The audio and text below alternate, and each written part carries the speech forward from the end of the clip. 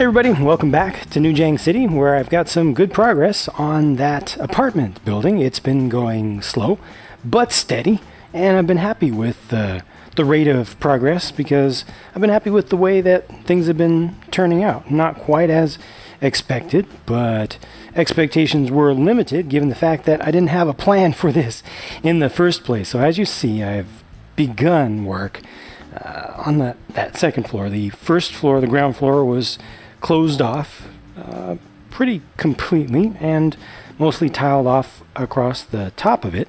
And then I put in the the second floor plan, which includes the ceiling for the ground floor. I put a quick update photograph up on Instagram just to show you how that started. It has actually changed in shape a number of times since I put that photo up, but it's still following the same basic idea with a lot of overlap. So you see how the apartment building itself is actually quite a bit larger than it initially appeared. So this is creating all of this overhang, which will have to have pillars of some sort beneath it to help hold it up, mostly for in-universe believability purposes, and parking will be back here. Got the entrance, the entrance to the lobby from the parking accommodation back there, and you can also get in from the street.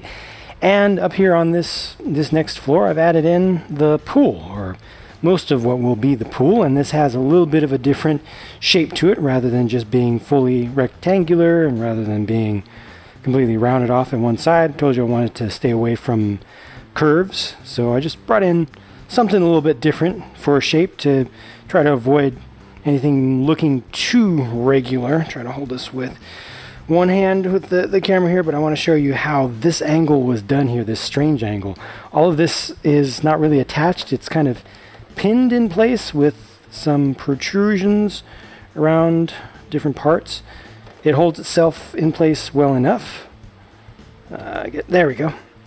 But it's not actually attached because it has some strange angles. I just took advantage of the geometry of round 1x1 bricks. It's a fairly common technique for creating weird curves to alternate between regular rectangular bricks and round ones.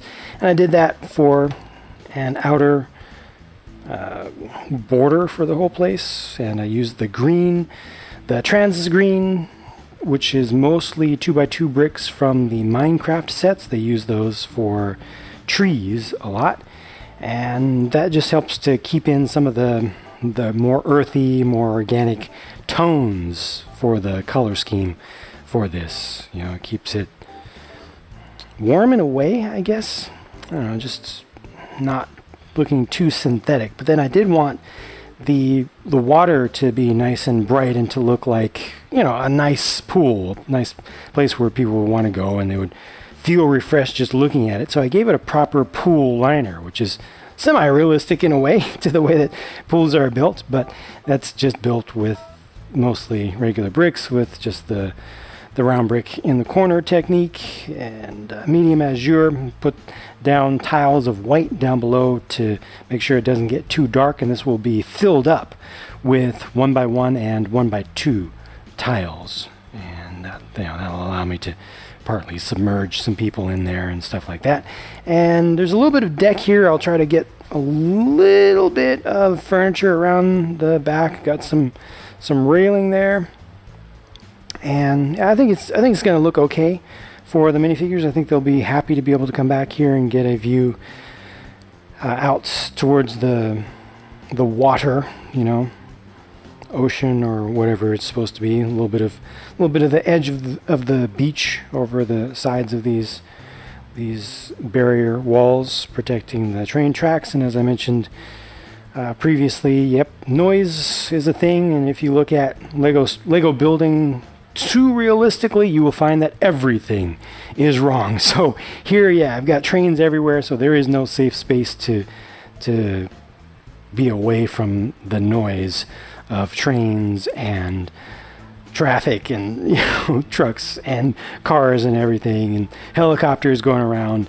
So just imagine that in the near future soundproofing materials and techniques will be much better. So these people who live here will still be able to have nice, peaceful lives. The floor plan here is showing my initial design or my initial thoughts after doing a little bit of Tetris slash Rubik's Cube kind of work, moving things around quite a bit, considering necessary areas and trying to make a little bit of sense from the perspective of minifigures. So this is the elevator shaft area, and that's going to go down to the ground floor, or it's going to have that same space reserved on the ground floor and also on the next floor up. I'm still planning to stick to a total of 3 floors. And then I wanted to keep the entrance ways. So this is an entrance to one, entrance to another, 3 apartments here in total. Wanted to keep those as far as tongue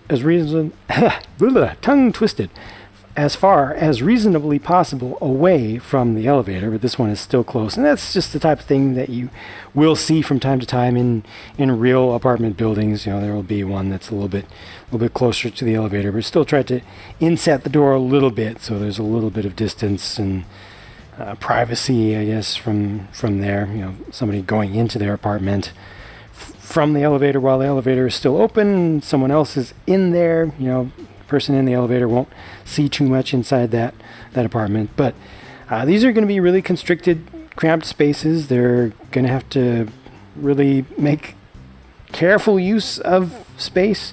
I think I can fit everything that I need into these to make them full-fledged studio apartments with a little bit of living room space, a kitchenette, a little bit of bathroom with a shower, and some space to sleep for each. This one back here is awkwardly rectangular, which makes it the easiest but the least interesting to look at. It's just the way it worked out. I didn't want to do angled walls in the interior. Don't know why. Just kind of felt like sticking to something a little bit simpler. I think it'll work out. I think it'll actually make good use of the space. This is not a great use of space over here, but it's kind of necessary. Just the walkway that lets people get out to the deck and the pool. And this is, keep in mind, a space that will also be, or this walkway will also be used by folks who don't live on this floor. So it's important that there be enough room. And it's just kind of how it worked out with the space. I guess I could probably pull this wall back by 1 stud. It's not going to help too much, and I did want to have enough width to the walkways so that wouldn't feel too constrained. I could kind of pull this wall out in this direction by 1 stud as well. That might help a little bit, but not all that much. And this is not final where the suggestions of the walls will go, but it's pretty close, and I think it's going to work out. And then the final floor above this is not going to have the exact same plan because you won't need to use up all of this space here to get to the next, to get to the outside area, the recreation area, shared recreation area, because there won't be one. There won't be a pool on the next floor. The walls will come up here. And I haven't decided exactly how I'm going to shape that next floor as yet. I'm actually a little bit disappointed that I ended up with a fairly symmetrical design as viewed from the front, other than the protrusion for the overhang there, and also the pool. But it's not exactly symmetrical, but it's close enough that you have to look very carefully to notice that it's not. And that's not exactly what I was going for initially, but we'll see how I can adjust to that. I definitely made that decision consciously as I worked on different possibilities for the design here.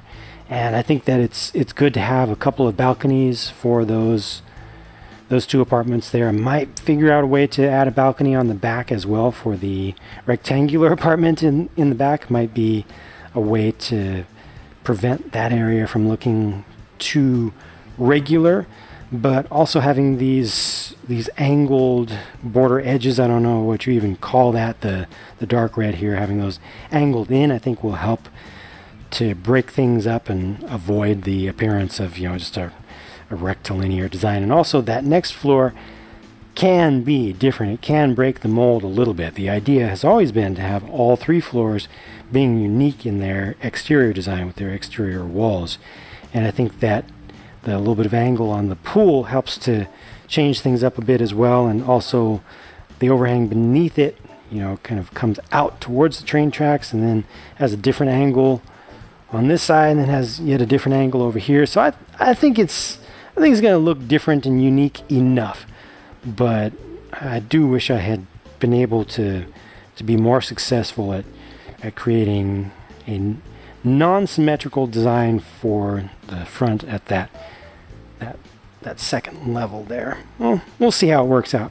I also still need to figure out how I'm going to alternate colors around and if I'm going to do a different thing for the color for the topmost one. I don't want to break the color scheme too much, but I don't want it to be too obvious and straightforward, you know, hence the switch from white in the middle at the base to white on the sides.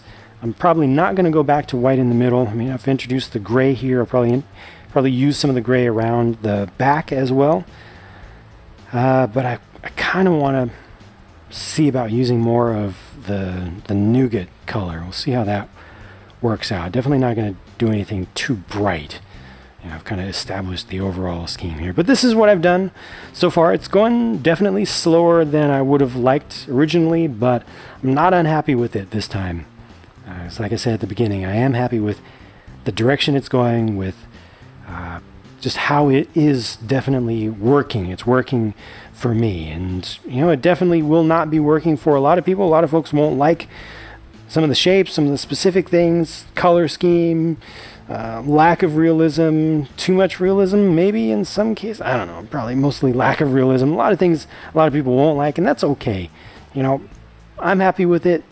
And I know a lot of viewers have been happy with seeing progress on custom stuff, so that's good. And I'm just glad to be able to share this. So sorry I don't have a whole lot to show you in the way of action and little details and things, but this is just where things are right now. I'm kind of taking my time with it, spending a little more time doing things that are not just related to YouTube right now, just because that's kind of how my brain patterns are working right now, and it's helping me to stay creative and to not get frustrated when I reach really weird problems, which I've encountered many of them with this so far, and I'll surely do more, but I'll keep you posted, and I appreciate you sticking around and checking out what I do. If you don't like these custom videos, and definitely don't force yourself to watch them, but the next reviews will be done the next time I have more stuff to review. I do have some older sets, so I might build some older ones just to kind of intersperse a little bit. I think it's always good to keep some variety going, but this is my main Lego interest right now, and I will continue with this until it's in done for now state. You know, I do not plan to switch to other custom builds and drag this out too long. So that's that for now. Thanks for watching. I'll talk to you again soon.